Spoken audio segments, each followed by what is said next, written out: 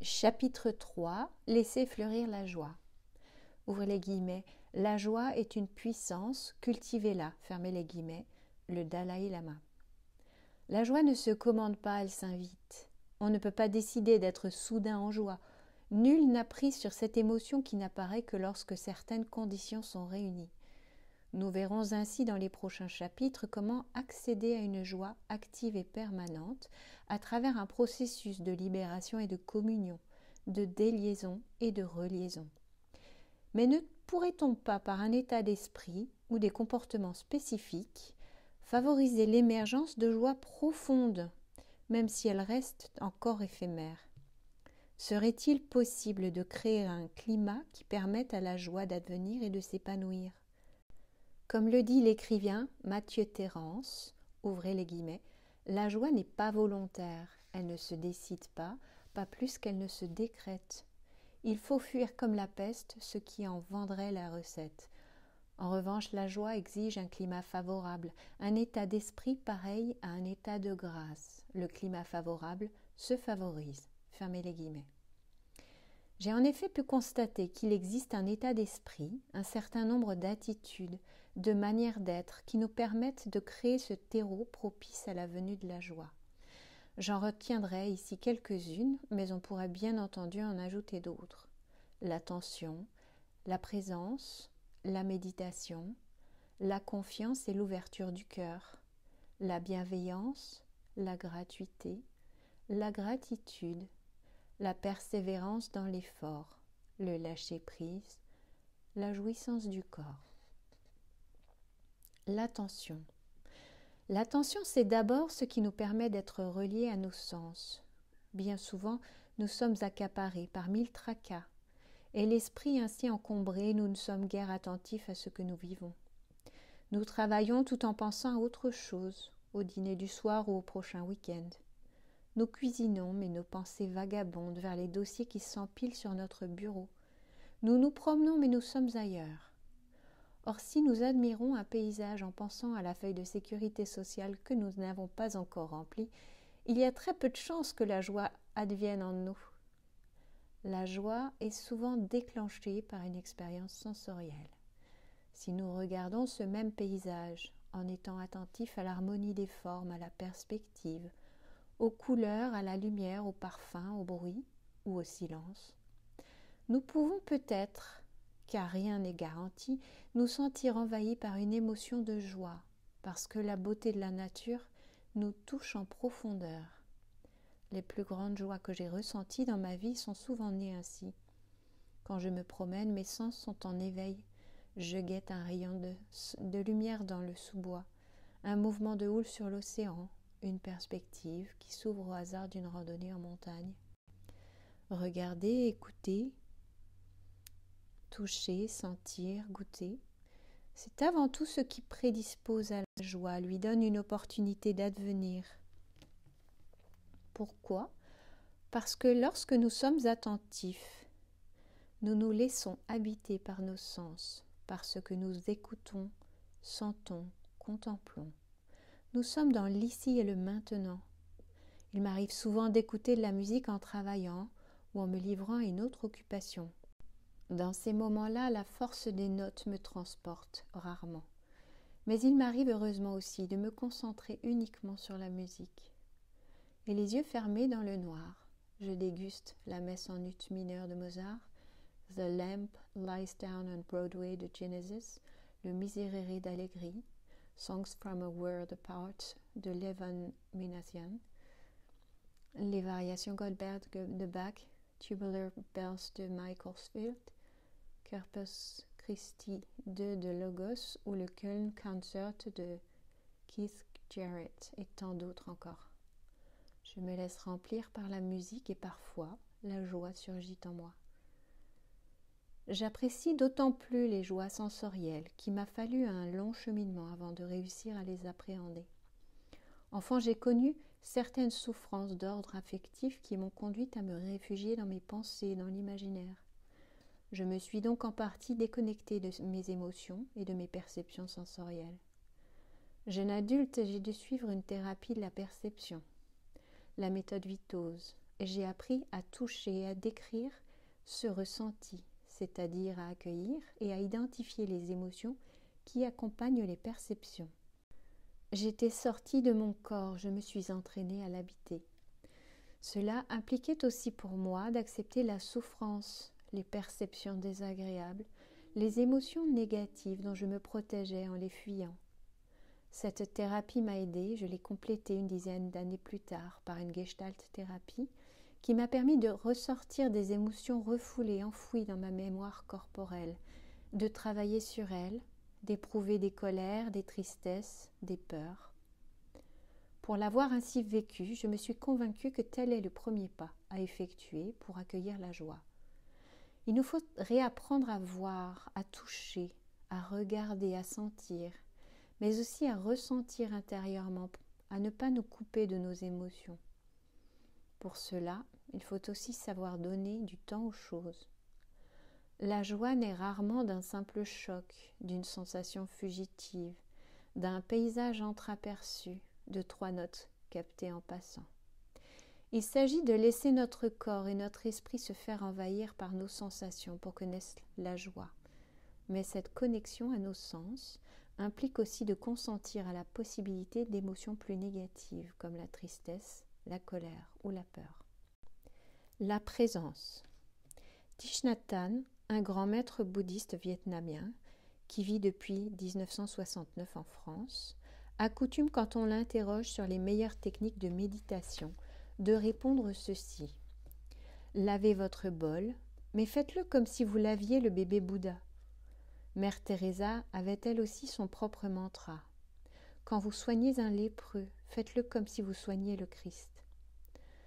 Ces 2 grands témoins nous offrent une précieuse leçon, l'importance d'une totale présence-attention à chacune de nos actions, si banale soit-elle, comme si elle représentait la chose la plus importante au monde. Ce qu'ils nous demandent, c'est d'avoir une qualité de présence. L'attention nous éduque à la présence. Mais la présence va au-delà du simple fait d'être attentif. Elle est une attention qui engage tout notre être, nos sens, mais aussi notre cœur et notre esprit.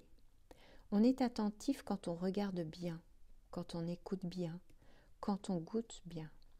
La présence n'est pas seulement sensorielle, elle n'est pas une forme de réceptivité ordinaire. Elle consiste à accueillir avec générosité le réel, le monde, autrui, parce qu'on sait qu'ils peuvent nous enrichir intérieurement, peut-être même nous procurer de la joie, mais aussi parce qu'on peut leur donner quelque chose en retour, un apprentissage, une joie.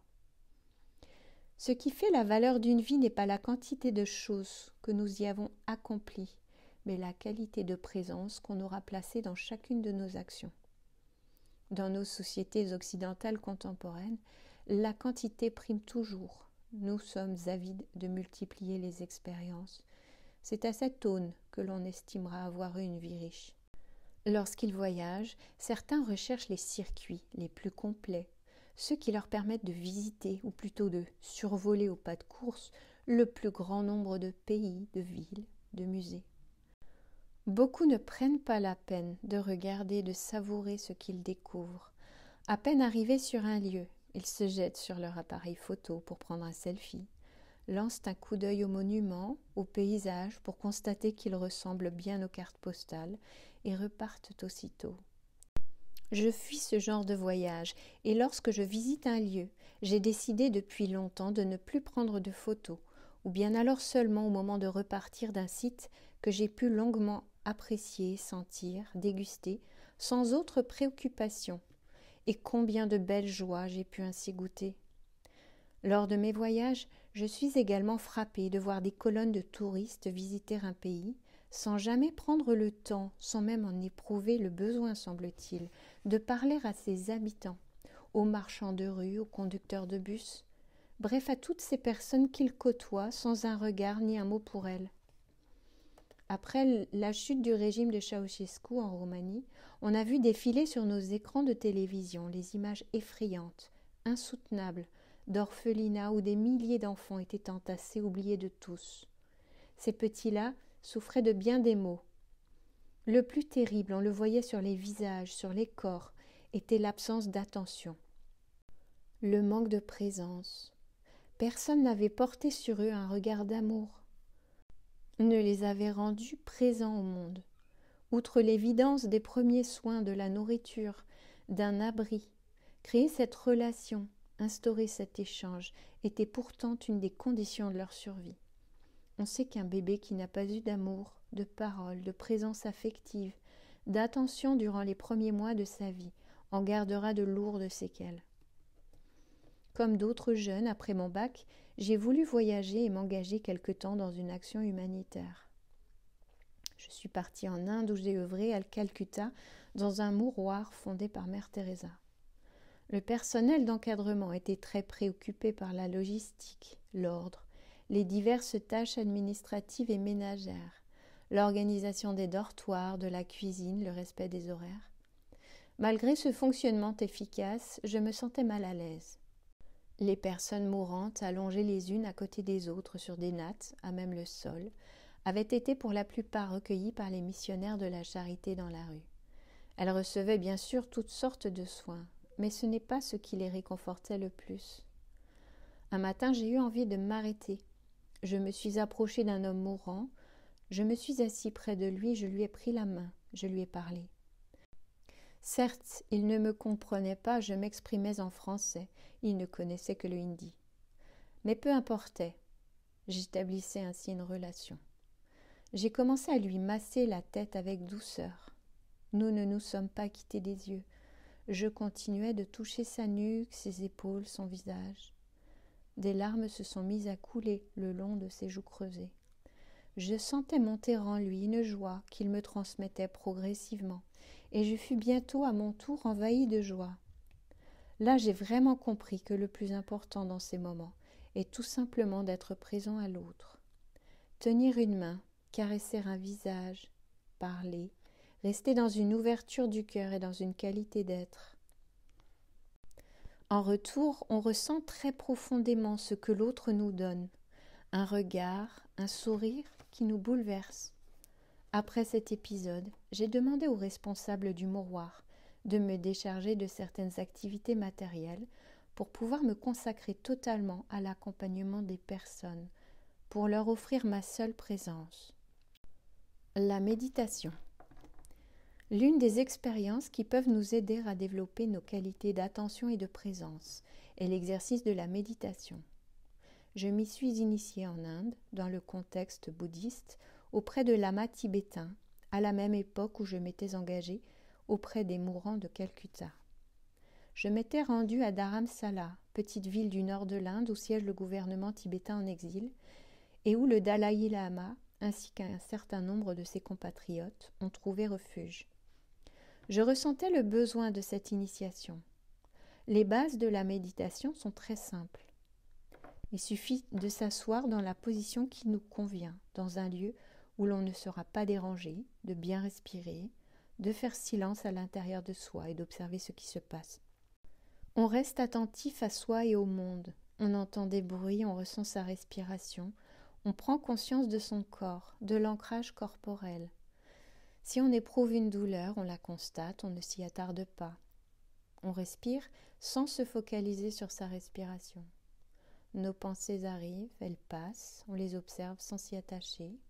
Au fil du temps, elles se font de plus en plus rares. Depuis près de 35 ans, je pratique chaque jour, ce qui me semble être un véritable exercice de l'attention. Parfois, je ne dispose que de quelques minutes, d'autres jours, je médite une demi-heure ou plus. Je me réjouis que se développe aujourd'hui en Occident la pratique d'une méditation totalement laïque, appelée la pleine conscience. Grâce entre autres au psychiatre Christophe André, elle est même pratiquée en France, dans beaucoup d'hôpitaux psychiatriques, où elle fait de plus en plus partie désormais des outils thérapeutiques. Elle procure une aide considérable aux patients. Plutôt que de ruminer dans leurs imaginaires désordonnés, ils réapprennent ainsi à se connecter à leurs sensations, à se stabiliser.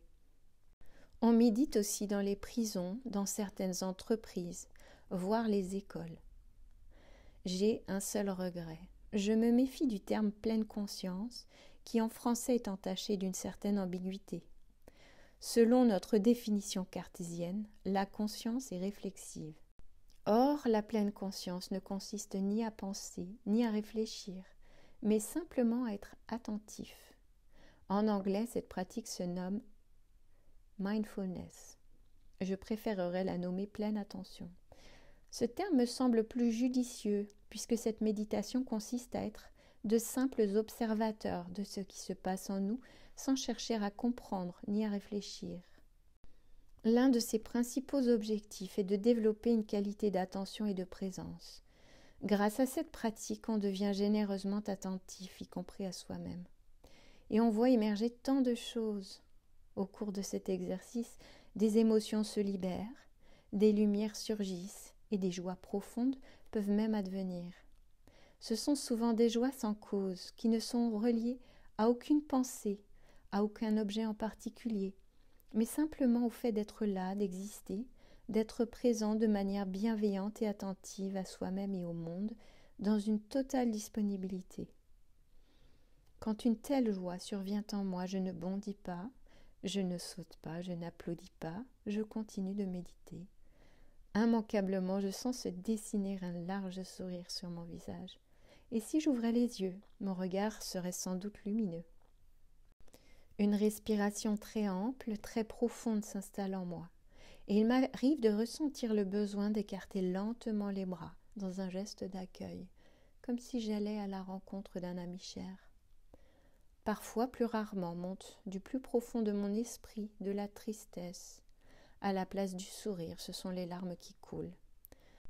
C'est, je le sais, le prix à payer de l'attention et de l'ouverture, mais ces larmes-là ne laissent aucun goût d'amertume. La confiance et l'ouverture du cœur. La confiance et l'ouverture du cœur. Ouvrir son cœur, c'est accepter de vivre dans une certaine vulnérabilité, accepter la possibilité de tout accueillir, y compris celle d'être blessé. C'est prendre le risque de vivre pleinement. Or, nous préférons bien souvent nous cloisonner, nous protéger, nous contenter de survivre. J'ai rencontré dans ma vie bien des personnes qui, à des degrés divers, s'étaient, comme je l'ai déjà évoqué à mon propos, blindées, qui avaient verrouillé leurs émotions et avaient parfois entouré leur cœur d'une sorte de gang de protection afin de ne plus souffrir. Elles souffraient moins, bien sûr, mais elles s'étaient aussi interdit l'accès aux joies profondes de l'amour. Accepter la douleur, c'est le prix à payer pour une vie émotionnelle riche, une vie qui vaut la peine d'être vécue. Un cœur fermé restera hermétique à tout, y compris à la joie. Il nous arrive parfois d'être abordés dans la rue par des inconnus. En général, une personne sur deux se détourne et poursuit son chemin, au moins 2 sur 3 dans les grandes métropoles. Nous prétextons presque toujours un manque de temps, alors que le plus souvent, nous avons tout simplement peur. Peur que cet inconnu nous dérange, nous agresse, nous demande de l'argent. En réalité, il est plus fréquent qu'il ait juste besoin d'un banal renseignement. J'ai pris la décision de ne jamais me fermer à ce premier contact. Quand on m'aborde, je prends au moins une poignée de secondes pour savoir ce que l'on me veut. Accueillir un remerciement ou une remarque critique, s'il s'agit d'un lecteur qui m'a reconnu, indiquer à mon interlocuteur une direction ou l'adresse de la pharmacie la plus proche, ou simplement sourire ou donner quelques pièces si la personne est en détresse. J'ai eu ainsi la chance de faire de merveilleuses rencontres parmi ces inconnus de la rue qui m'ont profondément touchée. Ces liens minuscules m'ont agrandi le cœur et rendu joyeux. Pour ouvrir son cœur, il faut avoir confiance dans la vie. Cette confiance s'acquiert dès les premières heures de l'existence grâce aux parents. Encore faut-il qu'ils aient eu eux-mêmes confiance pour donner la vie et se lancer dans cette aventure. Les enfants leur accordent spontanément une confiance inconditionnelle, mais parce que nous avons été échaudés, parce que nous avons souffert, parce que nous avons eu des expériences douloureuses ou traumatisantes, nous perdons parfois, par la suite, cette confiance en la vie. Nous avons alors tendance à nous méfier de l'extérieur, de l'inconnu, du monde en général. Il est pourtant essentiel de surmonter ses peurs, de soigner ses blessures pour apprendre à retrouver cette confiance, car c'est elle qui nous permet d'avancer. Nous demeurons en cela tels des enfants, Sans confiance, on ne peut progresser. Et comme nous l'avons vu, les vraies joies naissent de cette sensation de progrès, d'assurance et sont amplifiées par le sentiment du partage. La joie vient souvent frapper à notre porte à l'improviste. Soyons suffisamment attentifs, présents, ouverts pour l'accueillir et la savourer. Bien sûr, cela ne signifie pas qu'il faille tout accueillir béatement et être ouvert à tout. Il est important d'apprendre à développer notre intuition et notre capacité de discernement afin de nous éloigner d'une situation ou d'une personne qui pourra nous être nocive. Mais la joie ne se cultive pas dans la pénombre, elle se déploie au grand jour, au hasard de l'autre. La bienveillance. Dans ses fondements originels, le bouddhisme n'est pas une sagesse de la joie, mais une sagesse du renoncement au désir. Pourtant, la joie, Muttida, n'est pas absente tant s'en faut de sa pratique. La statuaire nous le rappelle. Les statues bouddhistes nous montrent des visages souriants, parfois empreints de joie, au contraire des statues grecques et romaines qui, pour superbes qu'elles puissent être, ne transmettent pas cette félicité intérieure. Dans le bouddhisme, la joie est surtout évoquée lorsqu'elle envahit le pratiquant qui progresse dans le dharma, cette voie qui conduit à l'éveil. On retrouve ici l'idée spinoziste de la joie qui accompagne toute progression, toute victoire, tout perfectionnement de l'être. La tradition bouddhiste explique également que la joie a deux ennemis, une proche et lointaine.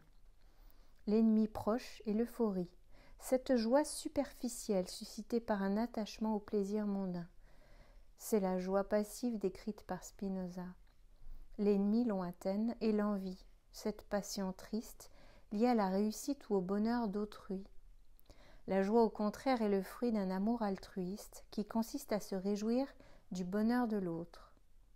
Cet amour et la joie qui l'accompagnent prennent racine dans la bienveillance, maitri en sanskrit, que ressent le pratiquant envers tout être vivant. Ce sont les parents qui se réjouissent des progrès de leurs enfants, les amis ou les amants que la réussite de ceux qu'ils aiment met en joie. Mais c'est aussi une joie que l'on peut ressentir pour tout être qui grandit, qui s'épanouit, qui s'accomplit. Cette joie bienveillante constitue le meilleur remède contre le sentiment d'envie ressenti par beaucoup d'êtres humains devant le succès ou le bonheur des autres. Ce qui est particulièrement courant dans nos sociétés occidentales et surtout en France. Au lieu de les jalouser, on va applaudir à leur réussite. Au lieu de laisser se développer tristesse et ressentiment, on va orienter notre esprit vers la joie. Au lieu de dénigrer ceux qui réussissent, on va se réjouir publiquement de leur succès. Cela implique de sortir de la logique maladive de la compétition. Pourquoi passer son temps à se comparer, à se jauger ? Cette personne est-elle plus belle que moi ? Et celui-ci gagne-t-il plus d'argent ? La comparaison et la jalousie sécrètent du malheur, alors que se réjouir des qualités et de la réussite d'autrui est source de joie, nous confirment à juste titre les bouddhistes. La gratuité. Nous évoluons aujourd'hui dans un monde où l'idée même de gratuité ne cesse de se pervertir. D'un côté, les industriels nous offrent de plus en plus de services ou d'informations dits gratuits, c'est-à-dire payés par nos propres données ou par la publicité qu'on nous inflige. De l'autre, nos activités, nos expériences sont de plus en plus motivées par la perspective d'un gain en argent, en réussite sociale, en reconnaissance. À quoi ça sert, se demande-t-on quasi systématiquement, avant d'entreprendre quelque chose, même hors de notre cadre professionnel. À notre décharge, nous sommes pris par l'accélération de nos rythmes de vie. Nous avons de moins en moins de temps, la performance est exigée de nous à tous les niveaux, et nous considérons n'avoir d'autre choix que de privilégier l'utile. Cette course est certainement l'une des causes de la diminution, voire de l'absence de joie dans nos vies. C'est un phénomène que j'observe depuis bien longtemps à Paris, où si peu d'individus sont joyeux. Je l'ai aussi fortement ressenti lors d'un séjour de 2 mois à New York, au printemps 2015. Au-delà de l'accueil toujours très chaleureux des personnes que j'ai rencontrées, je n'ai pas perçu par la suite de vraie joie chez la plupart d'entre elles. Mais comment pourrait-il en être autrement ?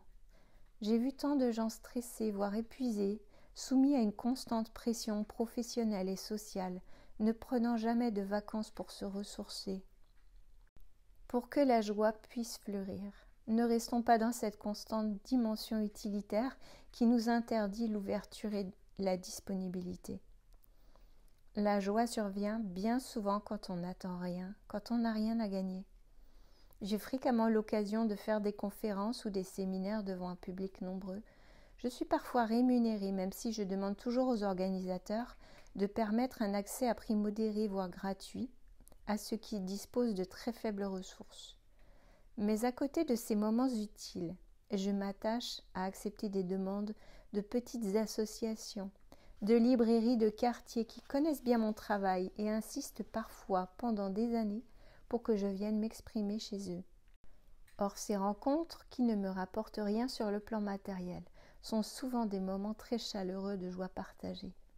J'ai ainsi répondu récemment à la demande très touchante d'Emmanuelle, une jeune femme qui venait d'ouvrir une toute petite librairie, une simple pièce, dans la banlieue de Bastia, au milieu des HLM, et qui souhaitait me recevoir. Faute de place, elle avait loué une salle municipale, pensant accueillir une cinquantaine de personnes, et dans laquelle nous nous sommes retrouvés 400, la plupart debout. J'en conserve un seul souvenir, la joie communicative, presque palpable, qui nous avait tous gagnés. Après avoir quitté ma profession d'éditeur pour me consacrer totalement à l'écriture, j'ai connu une époque, il y a de cela une vingtaine d'années, où j'avais le temps de vivre, où la gratuité du temps m'était naturelle. Puis mes livres ont commencé à rencontrer un certain succès, j'ai été de plus en plus sollicitée et j'ai aussi assumé de nouvelles responsabilités dans les médias. Je me suis également endettée pour acheter une belle maison dans le sud de la France et il me fallait travailler toujours davantage pour rembourser l'emprunt et répondre à de multiples demandes. Mes moments de temps libre se réduisaient comme peau de chagrin et mes moments de joie s'étiolaient. J'ai alors pris la décision de quitter la revue que je dirigeais, Le Monde des religions, de me rendre moins présent sur les ondes, de limiter le nombre de mes interventions publiques, mais aussi de vendre ma propriété pour me désendetter et acheter à la place une maison beaucoup plus modeste. À présent s'offrent à moi des plages de temps qui m'appartiennent pleinement, où je n'ai rien à faire d'urgent, où mon esprit est libre de toute préoccupation, où j'ai aussi l'occasion d'être confrontée à moi-même, ce que la suractivité permet d'éviter. Du coup, j'ai retrouvé la joie de profiter de la nature, de voyager, de flâner en ville, de traîner dans une librairie. J'ai redécouvert le bonheur de faire tout ce que j'avais progressivement perdu l'habitude de faire.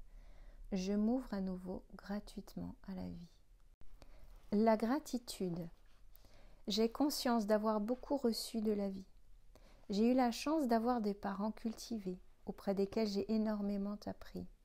Lorsque j'étais enfant, mon père passait généreusement une bonne part de son temps libre à nous lire des livres. Quand j'ai atteint l'adolescence, il m'a fait découvrir la philosophie. Ce fut une révélation. La lecture des dialogues socratiques, puis d'Épicure et des stoïciens, m'a ouvert à un questionnement existentiel qui ne m'a plus quitté. Qu'est-ce qu'une vie bonne, réussie ? Quelles sont les valeurs qui peuvent orienter et guider notre vie ? Comment concilier le corps et l'esprit ? Un bonheur durable est-il possible ? Comment réagir face à l'épreuve du mal, de la souffrance ? Existe-t-il en l'être humain une part immortelle ? Notre famille était assez aisée et je n'ai manqué de rien sur un plan matériel. Je suis plutôt en bonne santé, j'ai de nombreux amis à travers le monde et j'ai le bonheur de vivre de ma passion, au sens courant et non spinoziste du terme, l'écriture. Je remercie chaque jour pour tout cela. C'est la source ou le mystère profond de la vie, quel que soit le nom qu'on lui donne, que je remercie ainsi. Remercier simplement d'être là, d'être en bonne santé, de faire le travail qu'on aime, de rencontrer des personnes qui nous apprécient et nous aident à grandir. Ce sont autant de cadeaux de la vie.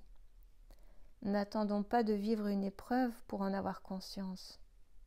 Ouvrez les guillemets. J'ai reconnu le bonheur au bruit qu'il a fait en partant. Fermez les guillemets. A si justement écrit Jacques Prévert. J'en ai pris conscience un matin où je m'étais réveillée avec un torticolis. J'avais mal, j'ai commencé à pester avant de prendre conscience que je m'étais réveillée des milliers de fois en bonne forme et sans torticolis.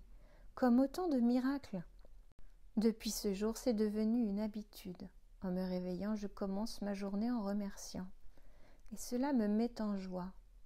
Dans mon lit ou dès que j'en sors, je dis merci à Dieu, puisque c'est le nom que j'accepte de donner au mystère de la vie.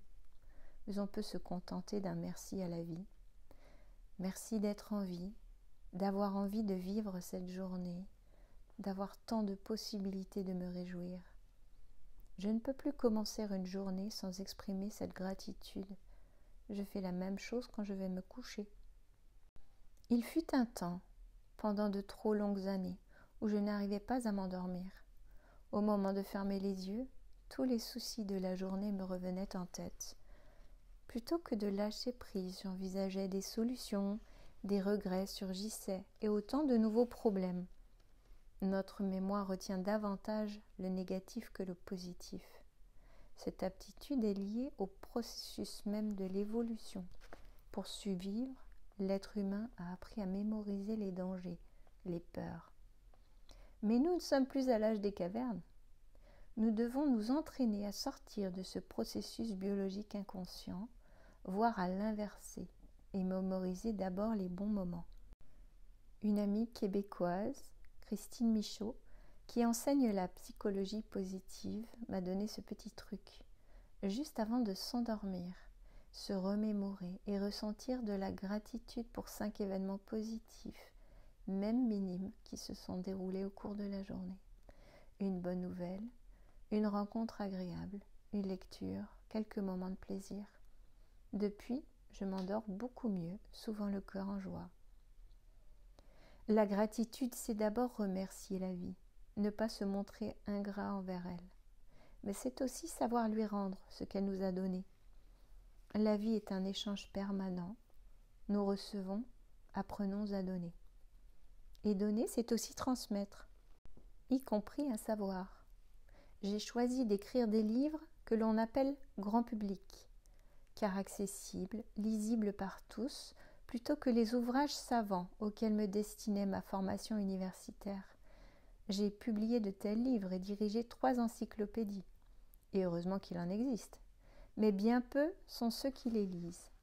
J'ai préféré transmettre à un large public des éléments de réflexion philosophique, psychologique et spirituelle qui m'avaient aidé à mieux vivre. J'ai souhaité que ceux qui n'avaient pas pu passer des années comme moi, le nez plongé dans les textes de Platon ou d'Aristote, de Spinoza ou de Jung, du bouddhisme ou de la Bible, puissent quand même les découvrir et appréhender leur message de sagesse. J'avais ces outils, je les ai mis à la disposition d'un grand nombre de lecteurs. Transmettre le savoir fait partie de l'échange fondamental de la vie. Et cette joie-là vaut bien de supporter les quelques critiques ou jugements négatifs de ceux qui ne veulent voir dans cette démarche qu'une dégradation du savoir ou une simple recherche de profit. La persévérance dans l'effort. Bergson fait remarquer que les grandes joies créatives, les seules qu'il considère vraiment, sont toujours le fruit d'un effort. Et il lie cet effort à la résistance qu'oppose la matière. Ouvrez les guillemets. La matière provoque et rend possible l'effort. La pensée qui n'est que pensée, l'œuvre d'art qui n'est que conçue, le poème qui n'est que rêvé, ne coûte pas encore de la peine. C'est la réalisation matérielle du poème en mots, de la conception artistique en statue ou en tableau, qui demande un effort. L'effort est pénible, mais il est aussi précieux, plus précieux encore que l'œuvre où il aboutit, parce que grâce à lui, on a tiré de soi plus qu'il n'y avait. On s'est haussé au-dessus de soi-même. Fermez les guillemets. J'adhère totalement à ce propos, et je l'élargirai à tout travail qui nous a demandé un effort. La persévérance dans l'effort jusqu'à la réalisation de notre projet est presque toujours source de joie. Je me souviens de celle qui m'a envahie lorsque j'ai mis un point final à ma thèse de doctorat après 7 ans de travail. Au printemps 2015, j'ai aussi connu une grande joie à New York qui est venue couronner un effort prolongé et coûteux. Depuis des années, j'étais invitée à donner des conférences dans divers pays anglophones. Or, mon niveau d'anglais trop scolaire me l'interdisait et j'en avais toujours éprouvé un vif regret. Et puis un jour, mon éditeur français m'a annoncé qu'une maison d'édition américaine souhaitait publier mon ouvrage « Du bonheur, un voyage philosophique » et organiser une importante tournée de promotion, à la condition expresse que je puisse la faire en langue anglaise. Une force en moi m'a poussée à répondre « Oui, je le ferai », tout en sachant que j'en étais parfaitement incapable. Le compte à rebours s'est alors enclenché. Il me restait 6 mois pour apprendre à parler anglais à peu près couramment. Pendant 4 mois, j'ai suivi chaque jour des cours de conversation sur Skype. J'ai repris les bases de la grammaire, appris des centaines de mots utiles à mon domaine, et pour finir, je suis partie vivre 2 mois en immersion à New York. L'épreuve de vérité eut lieu lors de ma première interview sur la plus importante chaîne de radio publique de l'État de New York. Au moment d'entrer dans le studio, j'étais terriblement angoissée. Pendant 30 minutes, j'ai répondu en direct aux questions du journaliste et des auditeurs. Tout s'est très bien passé et mon attaché de presse m'a vivement félicitée. Lorsque je me suis retrouvée seule sur le trottoir, une immense émotion m'a envahie. J'ai levé les bras au ciel et j'ai remercié. Ma joie était à la mesure de l'effort consenti et de l'angoisse surmontée. Nous avons tous fait l'expérience de ces belles joies, fruit de la persévérance dans l'effort. Le lâcher-prise et le consentement. Nous ne supportons plus l'aléatoire, le hasard, l'impondérable. Nous voudrions, même si c'est un fantasme, avoir le contrôle absolu de notre vie. On se cramponne, on s'agrippe, on réfléchit tout le temps, on analyse le passé pour essayer de saisir ce qui n'a pas marché, pour mieux se projeter dans le futur et tenter de le maîtriser. On refuse que le moindre rouage du présent nous échappe. L'inverse de cette attitude est le lâcher-prise. Il consiste, lorsqu'on se rend compte que l'on ne peut modifier le cours d'un événement, à accepter celui-ci plutôt que d'y réagir avec colère, de ressasser des regrets, de nous laisser envahir par des émotions négatives. J'ai déjà évoqué la sagesse stoïcienne qui nous invite à ne pas lutter vainement contre les événements de la vie qui ne dépendent pas de nous. Le lâcher-prise, dans ce sens, n'est pas du fatalisme, mais une prise de distance, une forme de détachement. Il est l'acceptation de la vie. Ainsi, lorsque nous sommes confrontés à une difficulté que nous ne pouvons résoudre et que nous acceptons les choses comme elles sont, nous sommes en mesure de nous laisser gagner par la joie. Celle-ci est liée au progrès de la conscience, à l'effort qu'elle a fait pour surmonter une colère, une angoisse, une crispation, et à la victoire qu'elle a obtenue. J'ai pu mesurer cette sensation de façon très concrète il y a une dizaine d'années. Je circulais alors parfois avec ma voiture dans Paris. Un jour où je devais courir de rendez-vous en réunions importantes, je l'ai prise, pensant ainsi gagner du temps. Mais j'étais en retard pour déjeuner avec mon éditrice allemande et je m'inquiétais de lui faire d'emblée mauvaise impression. Dans ma précipitation, je me suis garée n'importe comment et ce qui devait arriver arriva. Quand je suis sortie du restaurant, ma voiture avait disparu, embarquée par la fourrière. La colère m'a envahie. J'ai pensé à la contravention que j'allais devoir payer, au temps perdu pour récupérer mon véhicule, au rendez-vous décisif que j'allais rater. J'ai commencé à pester et d'un seul coup, le souvenir agréable de mon déjeuner et le plaisir de cette rencontre se sont évaporés. Soudain, une petite voix m'a chuchoté. « L'affaire est-elle si grave pour que tu te mettes dans cet état ?» J'ai levé les yeux, poussé un soupir. Il faisait beau, une journée d'été lumineuse. La vie était douce, elle me souriait. Je faisais le métier que j'aime. Cette navrante histoire de fourrière allait-elle réussir à me pourrir la vie? À ce moment précis, à l'instant même où je lâchais prise, une joie puissante m'est tombée dessus. Débordant de joie, je me suis mise à rire aux éclats. Je riais de ma voiture à la fourrière. J'ai annulé tous mes rendez-vous et je suis allée joyeusement la récupérer. Après cet incident, je l'ai vendue. Désormais, à Paris, je circule à pied, à vélo. Je prends les transports en commun ou des taxis et je loue une voiture quand j'en ai besoin pour partir en week-end. Je me suis ainsi libérée de bien des soucis pratiques. À partir du moment où l'on n'est plus dans l'obsession de tout maîtriser, nous nous plaçons dans une attitude d'ouverture du cœur, dans une disponibilité d'esprit propice à la joie. Quand on accepte de lâcher prise dans les moments de contrariété, ma voiture est à la fourrière, mon train est à l'arrêt, je vais rater la correspondance, ma connexion Internet ne fonctionne plus. C'est comme si on acceptait, au lieu de lutter comme le chien derrière le chariot, de s'accorder au temps de la vie. La vie m'a conduit là, je veux accompagner son mouvement, son flux, tout simplement parce que je n'ai pas d'autre choix. On touche ici au cœur de la philosophie taoïste, venue en réaction contre la pensée confucéenne. Confucius nous dit: pour être heureux, il faut être vertueux, et pour être vertueux, il faut imiter l'ordre cosmique. Tout est prévisible dans l'ordre cosmique et c'est rassurant. Le soleil se lève parfaitement à l'heure prévue et se couche parfaitement à l'heure annoncée. L'ordonnancement des planètes est éblouissant. On sait au jour près quand une comète repassera dans notre ciel. Les taoïstes ont adopté une toute autre logique. S'ils reconnaissent la beauté de l'ordre cosmique, ils constatent que nous vivons sur Terre et non au ciel. Or sur Terre, rien n'est prévisible. On peut savoir à quelle heure se lèvera le soleil dans 300 ans, mais on ignore quel temps il fera demain. Ici-bas règne le chaos, le flux, le mouvement, l'incertitude. La philosophie du Tao ne propose pas une quête de la sérénité, de l'ataraxie, chère aux sages grecs ou confucéens. Sa quête, c'est la joie.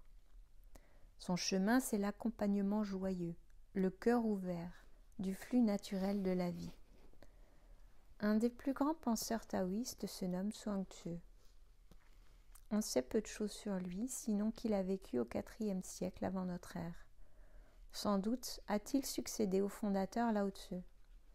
On lui attribue la paternité de l'un des textes essentiels de cette tradition qui porte son nom. Zhuangzi donne l'exemple d'un nageur qui cherche à traverser un fleuve. Les fleuves chinois sont puissants, agités de courants impétueux. Exactement comme le flot de la vie, nous dit-il. La plupart des nageurs tenteront de lutter contre ces courants, y mettront toute leur force et leur énergie, ils s'épuiseront en vain et la plupart finiront noyés. Plus le courant est fort, dit Zhuangzi, moins il faut lutter contre lui. Gardons en tête l'intention d'atteindre l'autre rive. Épousons le flot du courant. Laissons-nous porter par lui sans résister. Nous finirons par traverser le fleuve et parvenir sains et saufs, sans effort, sur la rive opposée que nous voulions rejoindre. J'ai eu l'occasion de discuter en Aquitaine avec un groupe de maîtres nageurs. Ils m'ont parlé d'un courant sous-marin particulièrement redoutable qui traverse parfois la côte atlantique près du rivage. Quand un nageur est pris dans ce courant, m'a-t-on appris, il ne doit absolument pas tenter de lutter, même s'il se trouve à quelques mètres de la plage. Il risque de s'épuiser vainement et de se noyer. Le seul moyen de s'en sortir est de s'allonger sur le dos, de faire la planche et de se laisser flotter. Dans un premier temps, ce courant, appelé sortie de baïne, vous éloigne. Ensuite, il vous ramène vers la côte et vous pourrez reprendre pied. Sans doute plus loin que votre point de départ, mais en ayant lâché prise, vous êtes certain d'être sauvé de la noyade. C'est exactement la règle que nous livre Zhuangzi, si nous l'étendons à l'ensemble de notre existence. Lorsque nous sommes pris dans des courants contraires, ne nous débattons pas. laissons-nous emporter et attendons le moment opportun pour entreprendre l'action qui nous permettra d'atteindre notre but. Attendons en quelque sorte que le courant nous redevienne favorable. La pensée taoïste est une philosophie de l'opportunité. Le non-agir qu'elle prône ne consiste pas à ne jamais agir, mais à agir en épousant le mouvement de la vie, sans perdre de vue ses propres objectifs, ses propres intentions, sans chercher à les réaliser immédiatement et à n'importe quel prix. Si la vie s'y oppose, laissons-nous porter par son flux. Cet objectif, nous l'atteindrons plus tard, voire jamais si entre-temps nous avons changé d'objectif. En effet, la vie nous apporte parfois ce que nous considérons sur le moment comme une épreuve, en nous faisant prendre conscience que l'objectif que nous nous étions fixé n'était pas le bon. J'ai déjà raconté dans un autre ouvrage combien j'ai parfois été déstabilisée après avoir démissionné de mon poste d'éditeur à l'âge de 30 ans pour me consacrer totalement à l'écriture et comment le destin m'en a fort heureusement aidé à persévérer dans cette voie en fermant plusieurs portes de métiers dits alimentaires auxquels j'avais aspiré lors de périodes de doute et de difficultés financières. L'expérience taoïste du lâcher-prise nous met dans la joie du flux. En y consentant, on accepte d'accompagner le mouvement de la vie, d'épousser ses formes surgissantes, parfois surprenantes. On accepte de prendre le risque de vivre en permanence déstabilisé. Et si la vie ne suit pas le cours qu'on souhaiterait, peut-être avons-nous un message à en tirer. Peut-être qu'un changement de vie s'impose à nous, qu'il est illusoire de persévérer dans les intentions que nous nous étions données. Peut-être aussi qu'un jour, les portes se réouvriront et les choses se feront. C'est un fait, la vie nous déstabilise en permanence. Faut-il s'en plaindre ? Imaginons au contraire une existence réglée comme du papier à musique, dans laquelle nous saurions toujours ce qui nous attend. Quel ennui ! Alors laissons-nous joyeusement aller, sourire aux lèvres, au lieu de nous crisper vainement et de souffrir encore plus. Le lâcher-prise nous conduit à une forme de consentement, pour les menus broutilles du quotidien comme pour les événements plus importants. Nul besoin d'être un champion de la sagesse pour y parvenir. Traduisons ce oui au quotidien par de petites expériences que nous pouvons mener ici et maintenant, face au tracas de tous les jours. Apprenons, car il s'agit bien d'un apprentissage, à utiliser la contrariété pour en faire émerger du positif et de la joie. La jouissance du corps. Si le lâcher-prise et le consentement nous procurent des joies par un travail de l'esprit, je voudrais clore ce chapitre en revenant sur le corps. J'ai évoqué dans les premières pages de ce livre l'importance de la perception sensorielle comme porte d'accès à la joie. Mais notre corps n'est pas source de joie seulement par la qualité d'intention que nous portons à nos sens. Il nous procure une joie par l'harmonie, l'équilibre, la puissance, la souplesse, la dextérité qui émane de lui et lorsqu'il est en symbiose avec notre cœur et notre esprit. Ce n'est évidemment pas toujours le cas, mais lorsque nous ressentons ces états, lorsque nous les savourons, les amplifions, nous sommes souvent saisis par un sentiment de joie profonde. En ce qui me concerne, j'ai particulièrement développé cette sensation à travers les arts martiaux, notamment le judo et le karaté, que j'ai pratiqué de l'âge de 8 ans jusqu'à 18 ans. C'est sans doute surtout grâce à cette pratique que j'ai appris à me reconnecter à mon corps, à l'aimer, à le ressentir dans sa globalité, sa force, son harmonie.